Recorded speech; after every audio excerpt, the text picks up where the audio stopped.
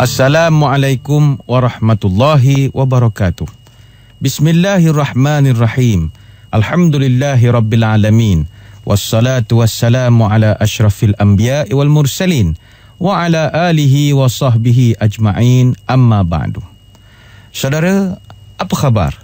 Alhamdulillah, dengan izin dan juga takdir ketentuannya, kita dipertemukan pada kesempatan hari ini menerusi segmen Motivasi Pagi. Bersiaran hanya di IKIM FM, mendidik, menghibur jiwa, pilihan utama anda. Saudara, seperti biasa menerusi segmen Motivasi Pagi, kita akan sama-sama bersembang-sembang, bercerita, berkisah tentang perkara-perkara ataupun cerita-cerita teladan yang boleh kita jadikan panduan dalam mencipta kejayaan dalam kehidupan kita, khususnya bermula pada hari ini, insya-Allah. Saudara, seperti biasa pada hari ini saya akan bercerita tentang satu lagi kisah yang melibatkan dunia haiwan, iaitu tentang sekumpulan burung atau kita panggil sekeluarga burung yang telah berlaku suatu perkara yang menyebabkan mereka terpaksa melakukan sesuatu demi untuk berubah. Ia berkenaan sebuah kisah yang dialami oleh beberapa ekor anak burung, yang mana mak burung ini telah pun menetaskan beberapa telur menjadi burung-burung yang kecil, yang comel, yang sehat. Jadi mak burung ini pun sangat bahagia dan menjaga semua anak-anaknya dengan kasih sayang. Hari berganti hari, bulan berganti bulan. Burung-burung yang kecil ini pun sudah mulai bergerak lincah. Mereka sudah belajar mengepakkan sayap, menebarkan sayap, mengembangkan sayap. Dan mereka telah berjaya sedikit-sedikit mencari-cari makanan dengan cara mematuk dan pelbagai cara lagi. Dalam beberapa ekor anak burung ini, ada seekor burung yang kecil sedikit yang agak berbeza dengan adik-beradiknya yang lain. Dia nampak agak pendiam dan tidak selincah saudara-saudaranya. Ketika adik-beradiknya itu belajar terbang, dia lebih memilih untuk duduk diam saja di sarang daripada berlatih, sebab dia tak nak jatuh, dia tak nak penat.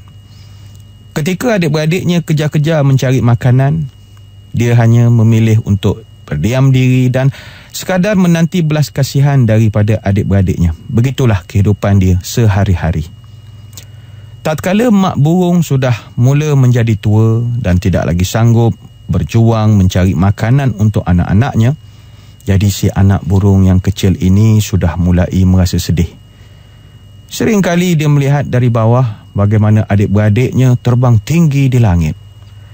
Ketika adik-beradiknya dengan lincah berpindah dari satu dahan ke satu dahan yang lain, dari satu tempat ke pohon yang lebih tinggi, tetapi dia setakat merasa sampai di dahan-dahan yang rendah saja, maka dia pun merasa sangat sedih.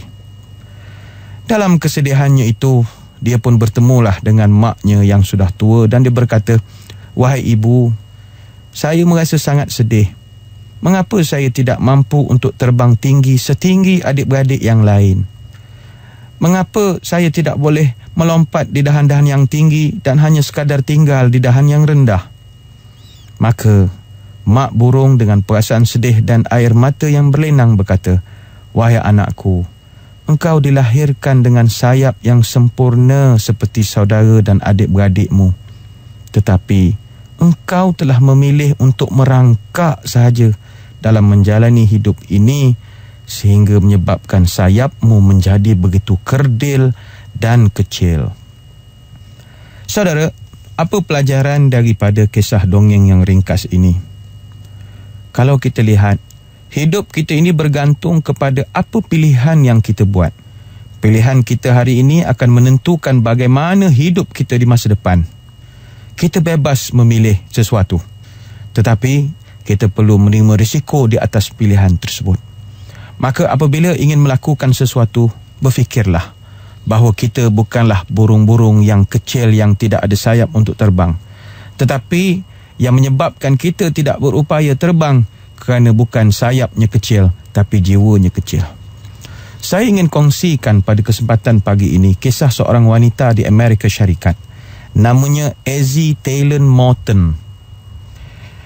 Diceritakan pada suatu hari yang indah, ada seorang wanita yang ada jawatan atau kedudukan yang penting dalam kerajaan Amerika Syarikat. Dia telah datang ke sebuah kampus di sebuah universiti di California Selatan. Dia datang ke situ untuk memberikan ceramah kepada mahasiswa dan mahasiswi. Tujuannya adalah untuk nak membakar semangat pelajar-pelajar di situ. Setelah dia selesai menyampaikan ucapan ringkasnya, kemudian tiba-tiba dia mengatakan bahawa, "Wahai saudara-saudari sekalian, saya dilahirkan oleh seorang ibu yang tidak boleh mendengar dan tidak boleh bercakap. Maknanya ibunya pekak dan bisu. Saya tidak pernah tahu siapa ayah saya. Adakah dia masih hidup ataupun dia sudah meninggal. Ayah saya telah memperkosa ibu saya sehingga saya ini merupakan anak yang tidak pernah dirancang. Saya dan ibu saya sangat miskin. Sehingga kan pekerjaan pertama yang saya lakukan ketika dewasa adalah menjadi buruh kasar di sebuah pusat pertanian yang menanam pokok kapas. Saya membenci keadaan saya dan saya bahkan pernah merasa kecewa terhadap Tuhan. Saya pernah ketika satu masanya bertanya kenapa Tuhan menjadikan saya di dunia ini. Saya merasa sangat tidak berguna.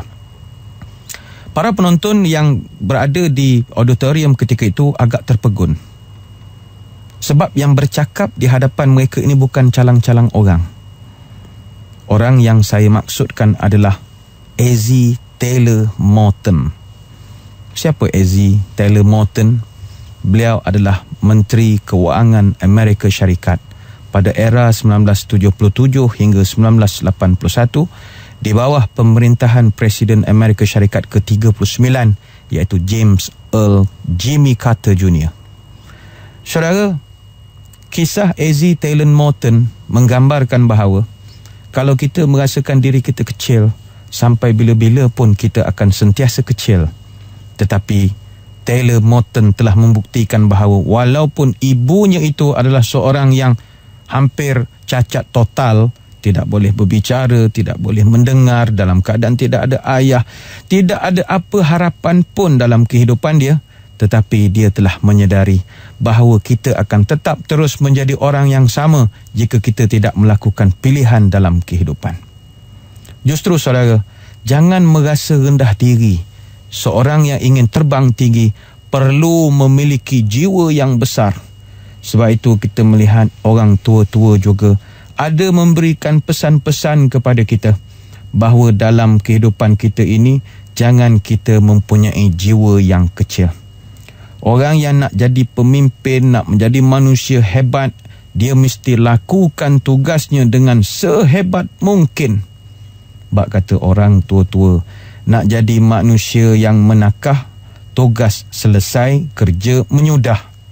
Nak jadi manusia menakah, sifat elok, diri bertuah, perangai terpuji, maruah bertambah.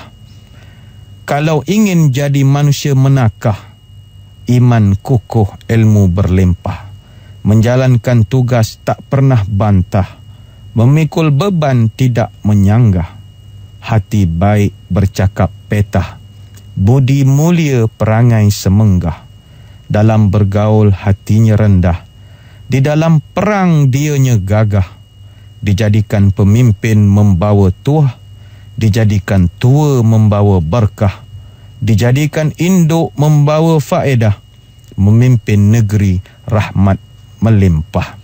Justru saudara, renung-renungkanlah kisah anak burung yang berjiwa kecil tetapi dia tidak tahu bahawa dia memiliki sayap yang sama sahaja seperti adik-beradiknya yang lain. Ayuh, tebarkan sayap-sayap kita. Mari kita terbang ke langit yang paling tinggi. Jangan kita berjiwa kecil. Selagi kita berjiwa kecil, sampai bila-bila pun kejayaan tidak akan hadir dalam kehidupan kita. Mudah-mudahan kisah burung dan juga kisah gubernur ataupun cerita Azzie Taylor Morton ini mendatangkan semangat kepada kita untuk mencari kejayaan pada hari ini. Terima kasih atas perhatian. Mohon maaf sebarang kekurangan. Mudah-mudahan dapatlah kita bertemu lagi pada lain-lain kesempatan. Wabillahi taufik wal hidayah. Wassalamualaikum warahmatullahi wabarakatuh. Wallahu a'lam.